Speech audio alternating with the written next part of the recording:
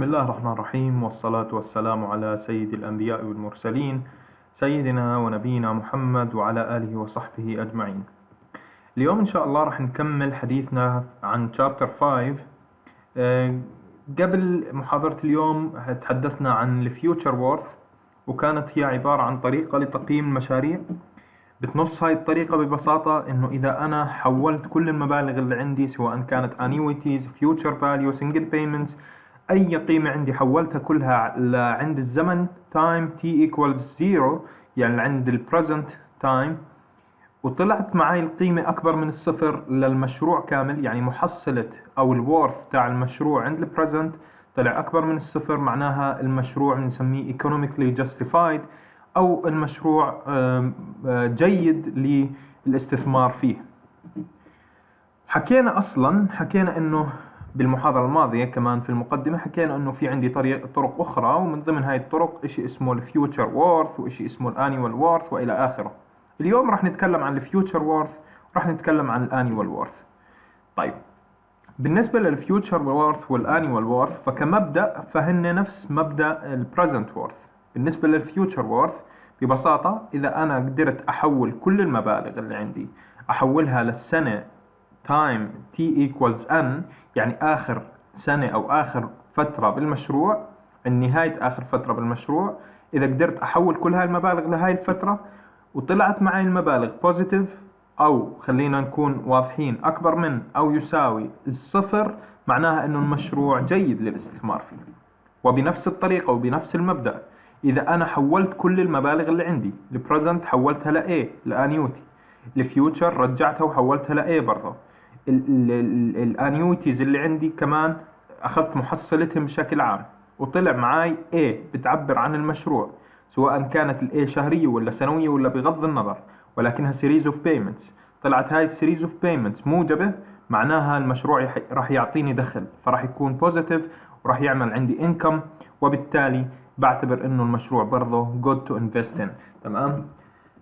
خلينا نبدأ بالفيوتشر وورث ونشوف شو مكتوب عندي. الفيوتشر وورث method is an alternative to the present worth method. ليش؟ لأنه هي عبارة عن single payments، فهاي single payments بالآخر اللي طلعناها في المحاضرة الماضية ووديناها عند ال present value، ببساطة لو مسكتها وضربتها في 1 زائد I أس N بيطلع معي الفيوتشر وورث.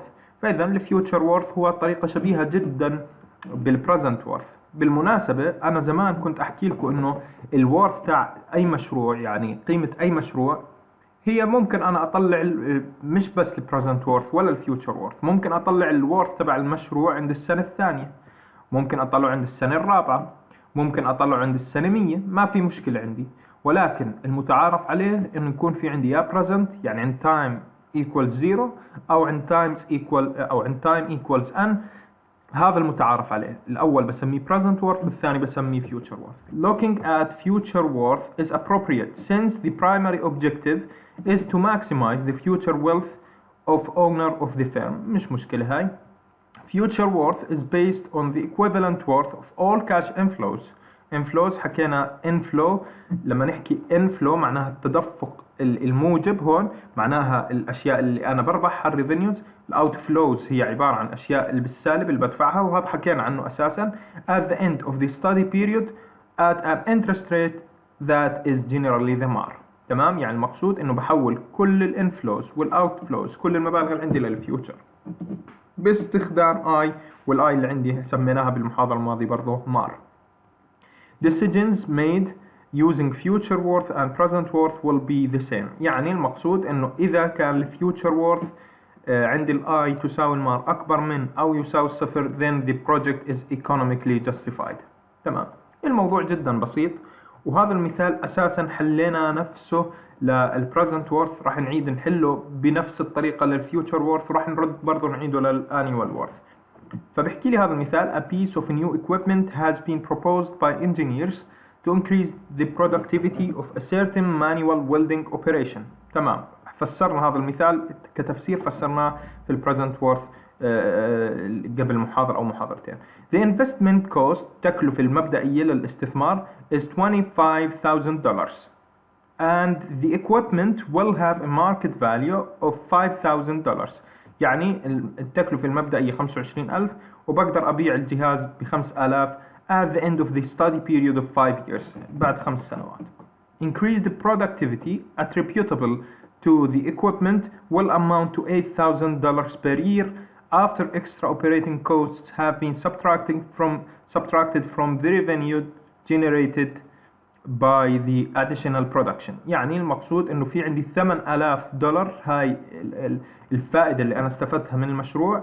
$8,000 هذول عبارة عن income بعد ما اطرح منهم الاوتكم، يعني صافي الدخل اللي راح يجيني $8,000 سنوي. يعني قد يكون $8,000 هاي عبارة عن 9,000 لفوق income و$1,000 سنويا outcome، ولكن أنا بهمني هون الصافي إنه $8,000. If the firm's MAR is 20% per year، أولا طالب مني evaluate the future worth of the potential improvement project. ثانيا show the relationship between present worth and future worth. طب ببساطة بدي أطلع future worth، الموضوع جدا بسيط، وحكينا هون المهم او بهمني انا الساين كونفنشن، فبهمني انا شو السالب وشو الموجب. فبالبداية فيوتشر وورث المقصود فيها الفيوتشر عند السنة الخامسة هي عبارة عن سالب 25,000. إذا بدنا نبدأها سالب 25,000 أنا بدي أنقلها للسنة الخامسة، ففي 1.2 أس 5 في عندي 8,000 اللي هي عبارة عن انيوتي، ف8,000 في اف جيفن اي و20% و5 سنوات أو 5 دفعات.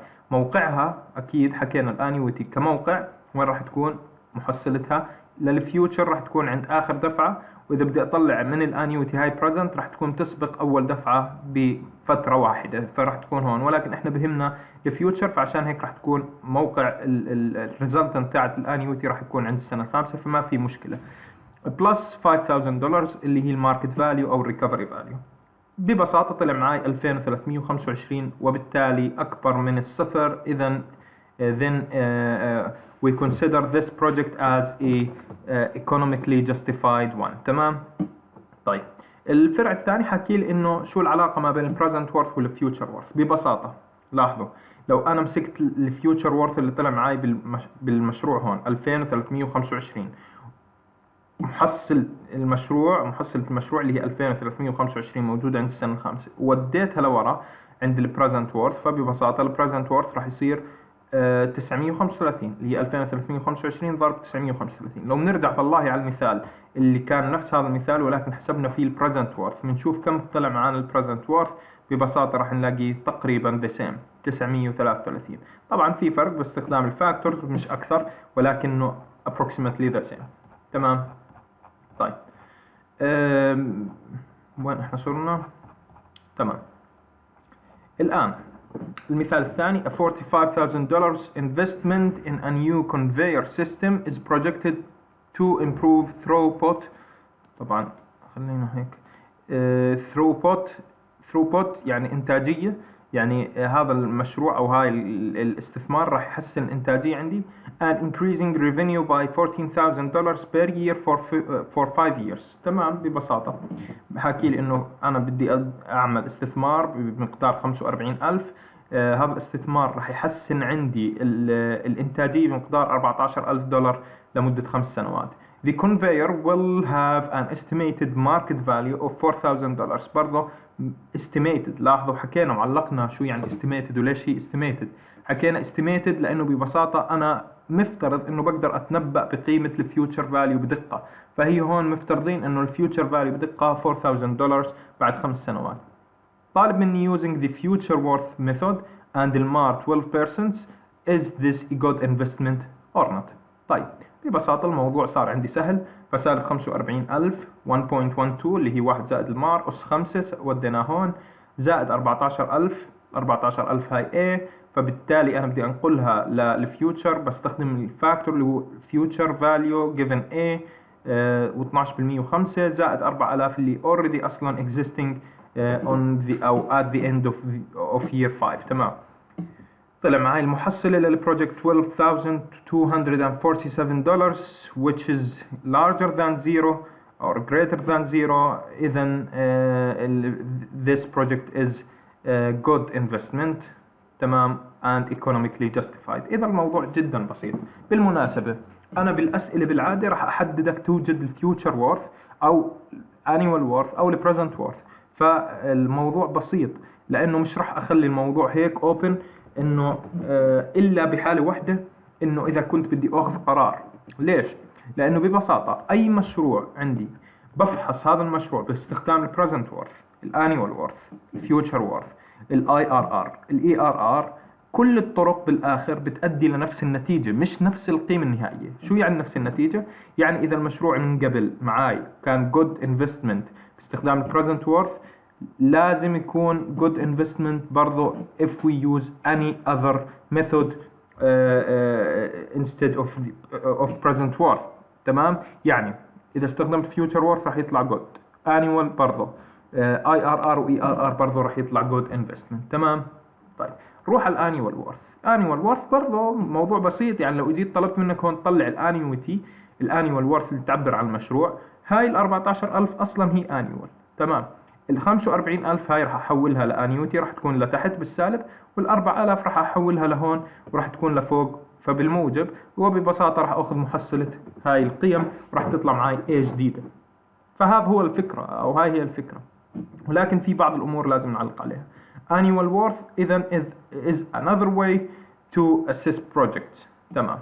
الان برضه قايل لي annual worth is an equal periodic series of dollar amounts that is equivalent to the cash inflows and outflows at an interest rate is generally that is generally the MAR. تمام. بنفس الفكرة هي عبارة عن annual worth، كأنه أنا بحول كل المبالغ عندي ل series of payments. هاي series of payments بتكون بداخلها بتمثل عن ال income وال outcome باستخدام المار.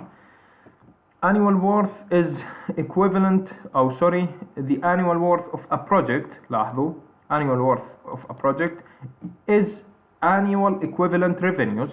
إذا هو عبارة عن revenues اللي هي بالموجب، يعني مثلا بهذا المثال كانت 14000، أو السيفنجز أحيانا نرمز لها ولكن رمزها الآر، minus annual equivalent expenses. مثلا لو نفترض انه بالمشروع هذا كان في عندي شغلات بالسالب لتحت، يعني سالب مثلا $1000 عند كل سنة، فإذا هاي بنسميها expenses. طيب لاحظوا هاي مش expenses، هاي اللي هون مش expenses. ليه؟ لأنه هاي عبارة عن إشي بسميه investment. تمام؟ إذا expenses أو revenues هي عبارة عن series of payments، فالrevenues راح تكون لفوق والexpenses لتحت، ولكن هي عبارة عن periodic series of payments. تمام؟ less its annual capital recovery amount. طيب شو الكابيتال ريكفري؟ راح نعلق عليه كمان شوي، ولكن هي عبارة عن R ناقص E ناقص capital recovery.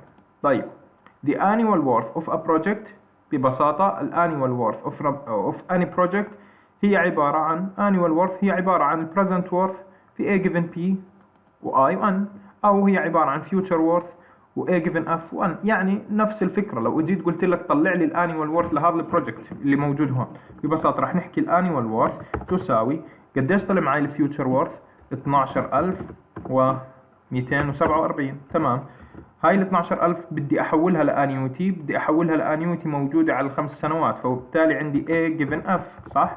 A given F، والانترست ريت اللي هي المار كانت 12%، وعدد السنوات 5. فببساطة راح الاقي الفاكتور مباشر، مثلا نشوف اللي كان عندي 12%، فهي 12% بدي A given F وبدي 5 سنوات، فهي عبارة عن 0.1574. فببساطة 12400 أو 247 ضرب شو حكينا القيمة 0.1574 بيطلع معي القيمة النهائية 0.1574 times، طيب تطلع معي 1900 وتقريبا $28. تمام. وبالتالي هاي القيمة هي بتعبر كأنه في عندي أنا كل المبالغ حولتها لإيه، يعني كأنه في عندي مبلغ عند السنة الأولى والثانية والثالثة والرابعة والخامسة ومقداره $1928، وهو أكبر من الصفر. إذا الموضوع سهل. برضو بنفس الطريقة لو عندي present بقدر أطلع annual worth بنفس الفكرة. تمام. طيب الآن حاكي لي هون برضو عشان نقيم أي مشروع ببساطة، إذا الانيوال وورث عند الآي اللي تساوي المار أكبر من أو تساوي الصفر، المشروع is economically justified. طيب نيجي على الكابيتال ريكفري اللي هون عملنا لها سكيب هون، وخلينا نفهم شو هي كابيتال ريكفري. أنا راح أقرأ لكم هون بعدين راح أفسر لكم إياها بطريقة أوضح، ولكن ضروري نفهم شو الموجود بالسلايدز. capital recovery reflects the capital cost of asset. شو يعني؟ بحكي لي الكابيتال ريكفري. شو طبعا كابيتال ريكفري؟ كابيتال معناها أصل المال، ريكفري استعادة. طيب استعادة أصل المال هي عبارة عن أو بتعكس شغلة بنسميها الكابيتال كوست اوف ذا اسيت، التكاليف اللي صارت او اللي انا دفعتها او اللي انا خسرتها من خلال اصل المال او من خلال الاستثمار نفسه. فانا كاني بحكي الكابيتال ريكفري هي عباره عن A، والاي هاي بتطلع معاي من خلال ايش؟ من خلال المبالغ اللي انا دفعتها في الاصل. طيب capital recovery is the annual equivalent cost of the capital invested. يعني معناها انه قديش الكابيتال الانيوال equivalent cost، يعني كاني انا بدي اطلع cost ولكن هاي الكوست equivalent للكابيتال invested. يعني شو؟ يعني كانه اذا انا هون مثلا بالمثال عندي 45,000 invested قيمة الانفستمنت، طيب اذا بدي اطلع لها annual equivalent cost فكأني بحكي ال A اللي equivalent لل 45,000 هاي شو تساوي؟ طيب the capital recovery طبعا CR capital recovery covers the following items: loss in value of the asset، يعني شو بصير بنقصان لقيمة الممتلك نفسه أو أصل المال، interest invested on invested capital أو المار. طيب the capital recovery CR distributes the initial investment cost for a project I. إذا بفترض هون إنه الانيشال انفستمنت اللي كانت مثلا هون 45,000 بدنا نسميها I. انتبهوا من يوم طالع للرموز الI capital اللي هي الانيشال انفستمنت. and the salvage value أو الماركت value اللي بنسميها S اللي موجود at the end of the investment period. فال4,000 هاي distributes them across the life of the asset. طيب الآن مفروض الموضوع صار واضح. لو اجيت انا هون على الانيوال وورث وحكيت الانيوال وورث هو عبارة عن ريفينيوز، تمام اوكي موجود ريفينيوز ناقص اكسبنسز صفر، طيب مش موجودة. شو ظل عندي عشان اطلع انا الانيوال وورث؟ ظل عندي ال A اللي جاية من هاي ومن هاي، وبالتالي ال A اللي راح تيجيني من الانفستمنت من المبلغ تاع الانفست او الانفستد فاليو والماركت فاليو مع بعض محصلتهم بسميها الكابيتال ريكفري. فالكابيتال ريكفري هي الاي في A given B و I و N، فهي عبارة عن هون 45,000 و A given B و12% مثلا و5 ناقص S في A given F لاحظوا future لأنها salvage value و I و N. طيب شو بدي بالكابيتال ريكفري؟ طيب لو اجيت على هذا الموضوع لحاله او هون جيت بدي اطلع كابيتال ريكفري وحكيت الكابيتال ريكفري شو تساوي هون؟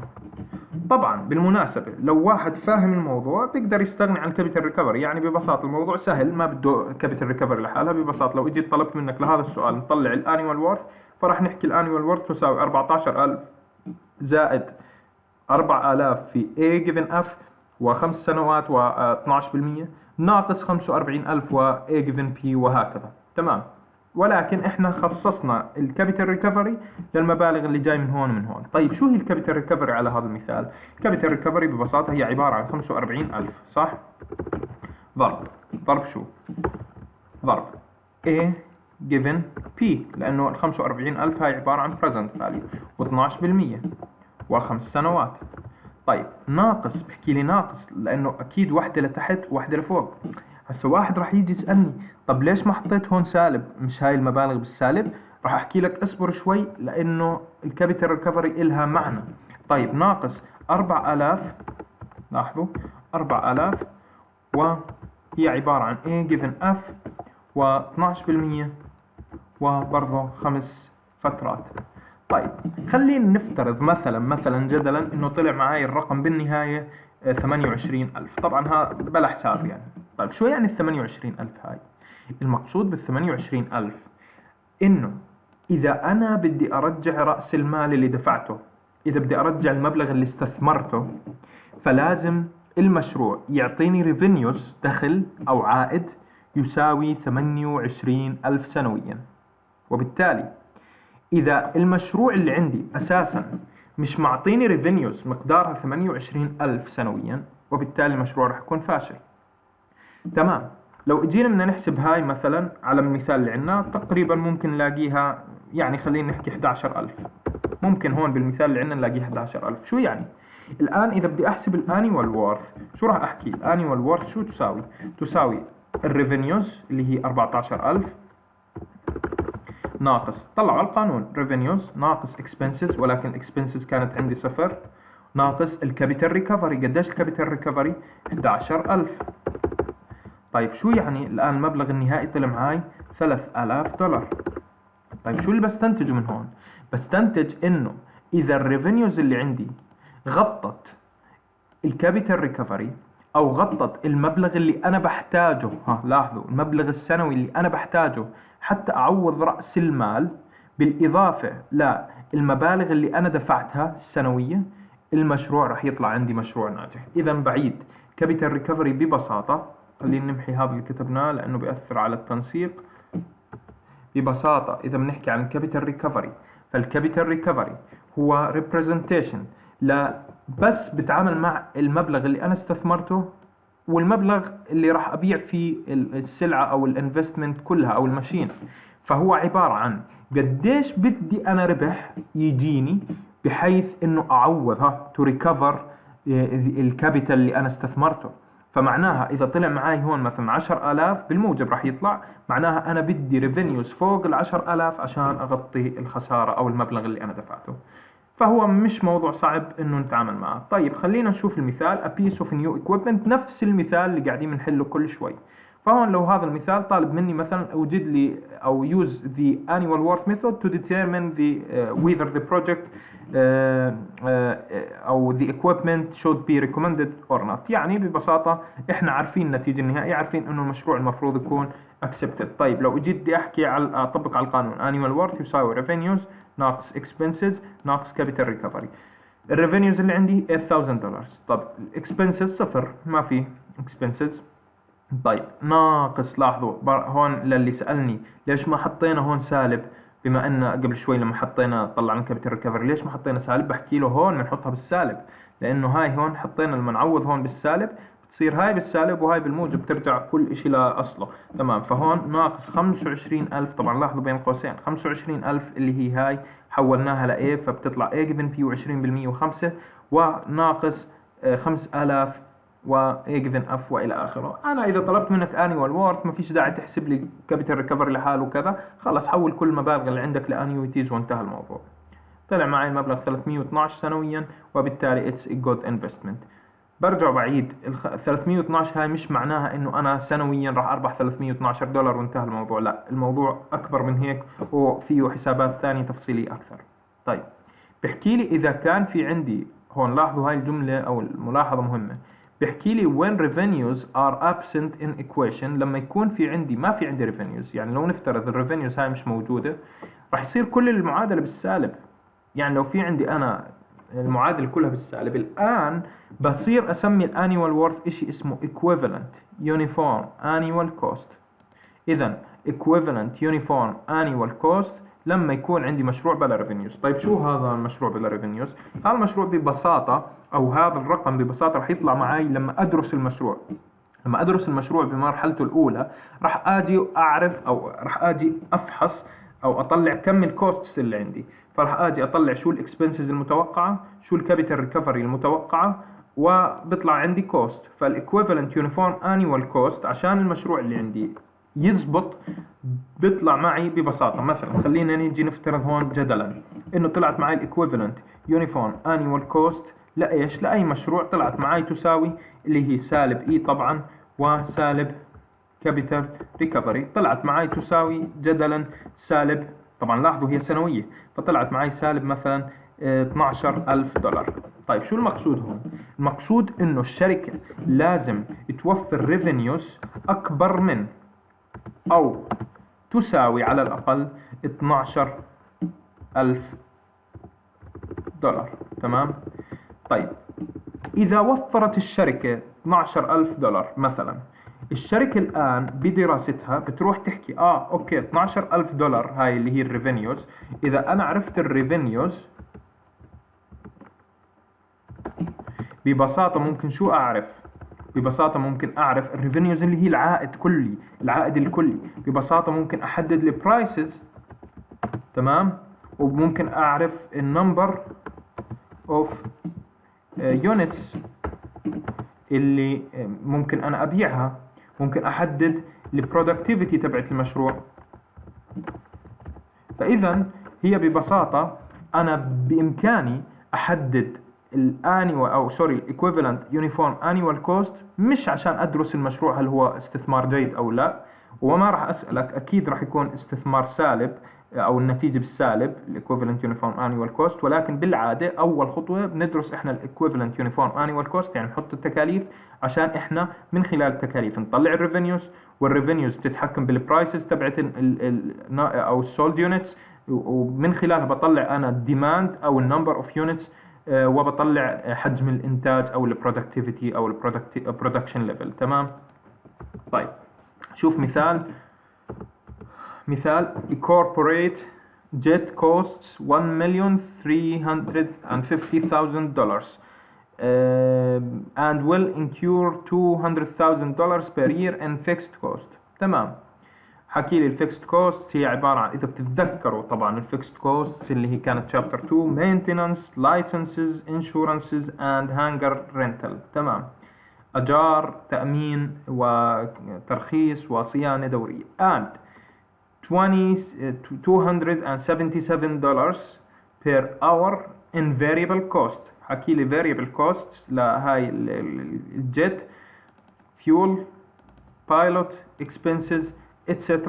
معطيني تكاليف متغيرة. The jet will be operated for 1,200 hours per year for 5 years and then sold for $650,000. The MAR is 15% per year. طالب مني بالبداية أطلع الكابيتال ريكفري أو أطلع الكابيتال ريكفري كوست أوف ذا جيت. تمام. إذا بدي أطلع الكابيتال ريكفري واضح الموضوع، في عندي 1,350,000 في عندي 650,000 راح أحولهم لإيه؟ فالكابيتال ريكفري هي عبارة عن 1,350,000. لاحظوا لما أطلب منك كابيتال ريكفري لحالها it should be positive. تمام. لازم تكون موجبة لأنه هاي المبلغ اللي أنا بدي إياه. أما لما أعوضها المعادلة العامة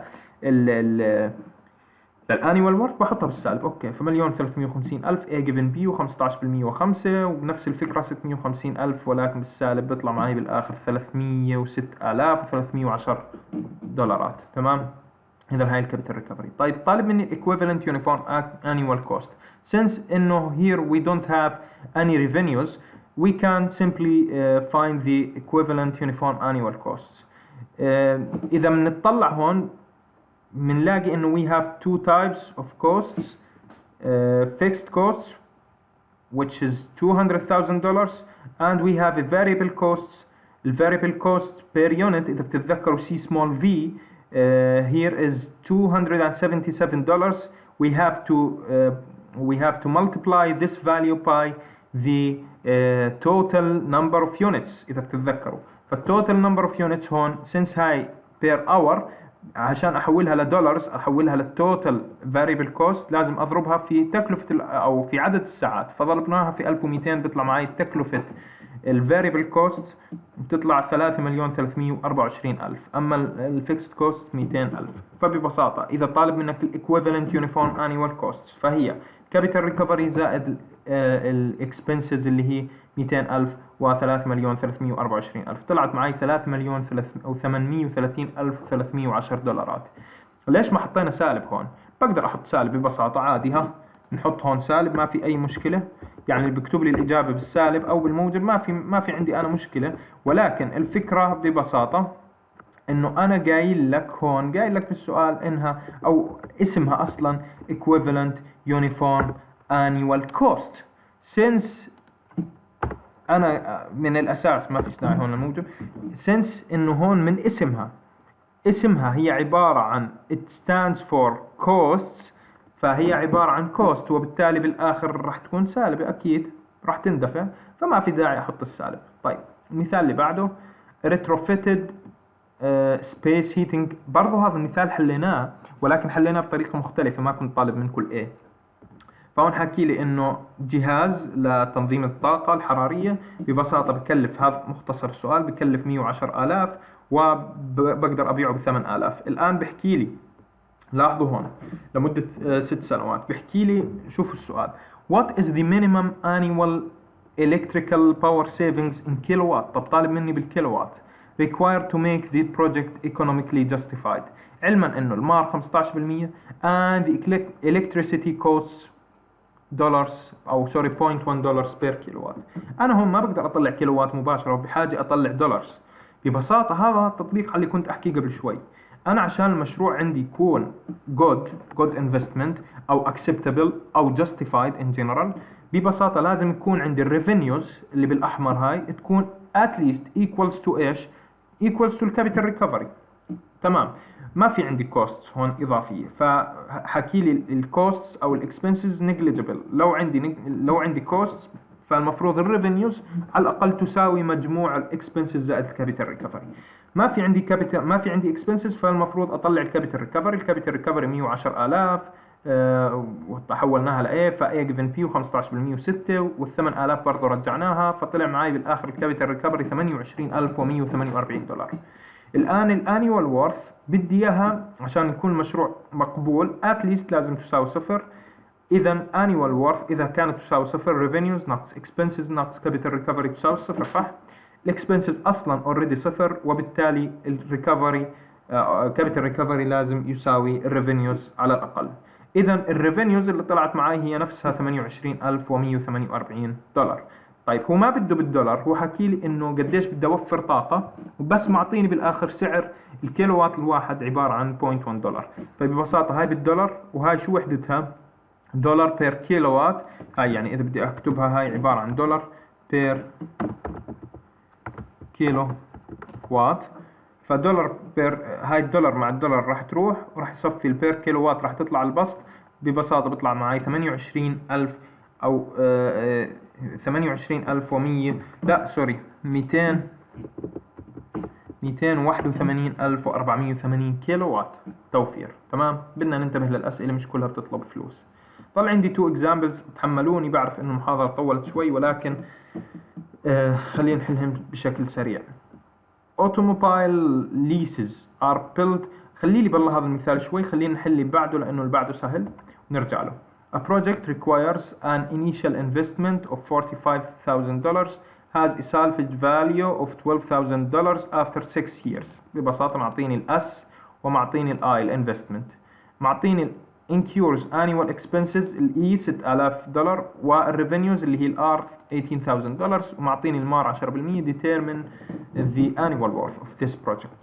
بس فتطبيق مباشر هون حكي لي إنه revenues ناقص expenses minus capital recovery which equals to $18,000 اللي هي revenues minus $6,000 اللي هي which is expenses. capital recovery equals to ببساطة 45000 عندي $45,000 حولناها ل A ل6 فترات أو 6 سنوات وعند 10%، و12000 حولناها برضو ل A.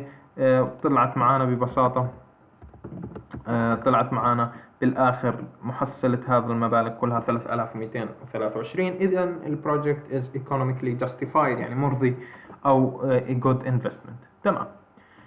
نرجع للسؤال هذا اللي بده شوية فهم. بحكي لي automobile leases are built around 3 factors. طيب شركة بتأجر، هاي leases معناها أجار أو عقود أجار أو عقود تأجير. عقود تأجير أو شركة بتأجر، ولكن بتأجر بناء على 3 factors. سعر السيارات اللي بتأجرها أو المبالغ اللي بتأجر فيها السيارات. يعني مثلا شهريا 50 دينار، ال 50 دينار هاي من وين جاي؟ بتعتمد على 3 factors. negotiated sales price يعني سعر السلعة أو السيارة. residual value يعني المبلغ. الآن شو يعني residual معناها باقي. يعني الآن أنا أجرتك السيارة لمدة 3 سنوات. طيب السيارة لما أجرتك إياها بالوقت اللي أجرتك إياها فيه كانت تسوى 16000 دينار، ولكن بعد 3 سنوات لما رجعت لي السيارة ورجعت لي أجارها أو رجعت لي السيارة نفسها صارت تسوى 10000 دينار. فإذا الريزيدوال فاليو هي قديش قيمة السيارة بعد نهاية فترة العقد. interest rate تمام، نسبة الفائدة. The residual value is what the dealership expects. هذا الكلام اللي حكيته. The car's value will be when the vehicle is returned at the end of the lease period. عند نهاية فترة التأجير. تمام. طبعا في أجارات شهرية وفي أجارات سنوية وإلى آخره. The monthly cost of the lease is the capital recovery amount determined by using these three factors. ببساطة بحكي عشان الشخص اللي بيأجر يحدد قديش الأجار الشهري. الأجار الشهري ببساطة هو الكابيتال ريكفري. هو بحكي إنه الأجار الشهري اللي بدي أجرك فيه هو عبارة عن كابيتال ريكفري بناء على هاي الثري فاكتورز.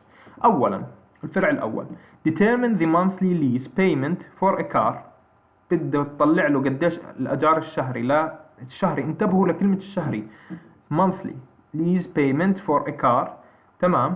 that has an agreed upon sales price. يعني أول فاكتور اللي هو السيلز برايس سعرها الحالي 34,995. طبعا انتبهوا هاي سعر حالي، يعني مش أنا بدي أجرك إياها أطلع منك حق السيارة أو مثلا أجي أحكي سعر يعني بدي أبيعك إياها بيع. لا هي عقود أجار بالآخر، ولكن راح ننتبه هون إنه كيف راح يعوضوا أو يطلعوا سعر السيارة من خلال إيش؟ من خلال الأجارها. تمام. إذا سعر السيارة 34,995. APR ببساطة هي عبارة عن الار اللي هي nominal interest rate. الnominal interest rate هي عبارة عن 9% compounded monthly and an estimated residual value. يعني قديش سعر السيارة بعد نهاية فترة التأجير $20,000. لاحظوا at the end of 36 month lease، يعني عند نهاية الفترة اللي هي تقريبا 3 سنوات أو 36 شهر فترة الأجار. تمام. لحد الآن بالمعطيات هاي احنا ببساطة بنقدر نحسب كابيتال ريكفري. ليه؟ لأنه طالب مني أحسب كابيتال ريكفري اللي هو مقدار البيمنت، معاي الدفعة المقدمة، معاي الدفعة النهائية أو سعر السيارة، ومعاي السعر لما بدي أبيعها بقدر أطلعها. ولكن هون غير لي شوي، حكالي an upfront payment of $3,000 is due when the lease agreement contract is assigned أو signed. تمام. الشخص اللي بده يستأجر السيارة هاي قال أنا بديش أدفع المبالغ كلها، يعني مثلا طلع معي شهريا $700. قال لا أنا بدي أدفع لك هسه مثلا $3,000 وتصير تخفف علي الأقساط، بدل ما هي 700 تصير $600. بصير بصير ما في مشكلة. فإذا كأنه عند البريزنت تايم في عندي 34,995 بالسالب اللي هي سعر السيارة، ولكن في كمان لفوق بالموجب $3,000. تمام. أول فرع بده الكابيتال ريكفري. طيب الافكتيف سيلز برايس يعني محصلة المبالغ الموجودة عند الصفر هي عبارة عن 34,995 ناقص 3,000، وبالتالي الافكتيف هي عبارة عن، طبعا ممكن واحد يجي يحكي لي ليش ما كتبت لي اياها واحدة بالسالب واحدة بالموجب. بصير برضه هاي البرايس بالسالب ما في مشكلة، وهاي بالموجب ما عندي اي مشكلة. الفكرة فيها انه بالاخر السيلز برايس السعر هو عبارة عن 31,995، عشان هيك بنخليها بالموجب لانه هي بتعبر عن قيمة وليس، ما بهمني هون الاتجاه لحد الان. تمام. فما بهمني الاتجاه. طيب R over M لاني انا عندي months وبدي اطلع الدفعات الشهرية، بالتالي بهمني انا R over M مش R. حكينا النومينال انترست ريت عمرنا ما بنستخدمه لحاله اللي هي 9%، وبالتالي انا بستخدم R over M يعني 9 على 12.75 per month. الريزيدوال فاليو يعني السالفج فاليو، يعني الريكفري فاليو، يعني الماركت فاليو، نفس الفكرة اللي هي 20,000. طب حدا بيقدر يحل لي ببساطة الكابيتال ريكفري؟ المفروض الموضوع سهل جدا الآن. صفى 31,995 A given P و 0.75 و 36 ناقص 20,000 و A given F و 0.75 و 36، وبالآخر طلع معي 531.44 per month. طب شو يعني هذا؟ ببساطة هاي الشركات بتأجرك، بتشتري سيارة بتأجرك إياها لمدة 3 سنوات بعدين تأخذها منك. طيب لما تأجرك إياها لمدة هاي ال3 سنوات شو هي استفادت؟ استفادت إنه طلعت حق السيارة، وهذا الكلام اللي كنا نحكيه، طلعت ثمن الانفستمنت. فأنت لما تعطيها 531 دينار أو دولار بالشهر، ببساطة أنت لمدة 3 سنوات سديت لها حق السيارة. بعدين السيارة ممكن أرد بعد ما ترجع لي عقد الأجار أو يخلص عقد الأجار، أرد أبيعها بغض النظر فبربح فيها. تمام. طيب الفرع الثاني بحكي لي إذا كان الريزيدوال فاليو 25,000. تمام. قديش المونثلي بيمنتس راح تكون؟ ببساطة لاحظوا اللي تغير عندي الفكرة، بس اللي تغير إنه صارت 25,000 هون بدل 20,000، وبالتالي زادت أو المونثلي بيمنتس. لاحظوا لما تكون السعر عند نهاية الفترة 25,000 بتقل عليك الدفعات بتصير 409,000. يعني كل ما انخفضت قيمة السيارة كل ما إيش، كل ما قل كل ما زادت عليك الدفعات الشهرية. طيب شو المقصود من هذا الكلام؟ في ملاحظة ختامية هون بدي أنبهكم عليها، إنه لاحظوا هون المقصود إنك كل ما حافظت على السيارة اللي استأجرتها أنت هالثلاث سنوات، يعني مثلا على كلامنا هون بالبلدي، إنه إذا السيارة اللي معك جدلا ظلت 4 جيد وانباعت بسعر مثلا كانت ب20,000 أو كانت سوري ب31,000، وانباعت والله معك ب25,000 لأنها ظلت 4 جيد بس ما صارش فيها إلا 3 سنوات استهلاك، إذا أنت راح تدفع $410 مثلا. أما إذا أنت هلكت السيارة وصارت مثلا 2 جيد ولا بغض النظر، الآن السيارة راح تنباع ب20,000، إذا أنت الآن قاعد تدفع 531، يعني زاد عليك شهري $130 تقريبا. تمام. إذا نظافة السيارة هون هي فكرة السؤال هذا، وإنها بتأثر على بالآخر بتأثر على الدفعات اللي أنت بتدفعها بطريقة غير مباشرة. تمام. هيك إحنا خلصنا موضوعين جدا مهمات، ظل عندنا تقريبا 3 مواضيع بدهم تقريبا 3 محاضرات. يعني إحنا إن شاء الله الأسبوع القادم، مش هذا اللي إحنا فيه، الأسبوع القادم نختم المادة، ويعطيكم ألف عافية.